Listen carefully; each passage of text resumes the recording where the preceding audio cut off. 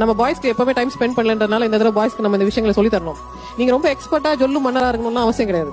உங்க துறை என்னவோ அதுல நீங்க எக்ஸ்பர்ட் ஆயிட்டீங்கன்னா கேர்ள்ஸ் ஆட்டோமேட்டிக்கா உங்களுக்கு விசிறியா, துணைவியா, ஃப்ரெண்டா, கேர்ள் ஃப்ரெண்டா, லவரா வந்து அவங்களே ஆட்டோமேட்டிக்கா வந்து ஆஜராயிடுவாங்க. இயற்கையில வந்து ஒரு ரொம்ப ஸ்ட்ராங் நியதி இருக்கு. அது நீங்களும் ஃபாலோ பண்ணி உங்களுக்கு அது இயல்பாவே தெரிஞ்சிருக்கு.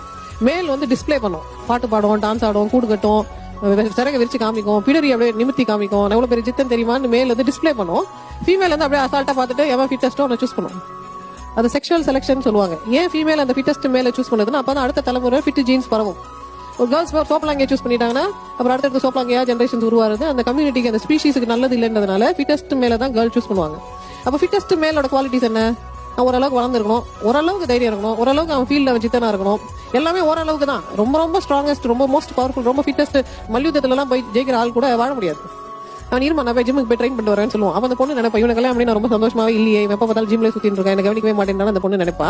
ஒரு ஆவரேஜா இருந்தாலே போதும், எக்ஸ்ட்ராடினரியா இருக்கணும்னு அவசியம் கிடையாது. ஆனா நீங்க செய்யும் போது நான் நல்லா தான் இருக்கேன், ஐ எம் கான்பிடென்ட், இவ்வளவு போதும், இதுக்கு வரவ போதும் அப்படின்னு நீங்க நினைக்கணும். நீங்க எக்ஸ்ட்ராடினரி மீன் பிடிக்கணும்னு நினைச்சீங்கன்னா அப்ப ரொம்ப கஷ்டப்பட தான் வேணும்.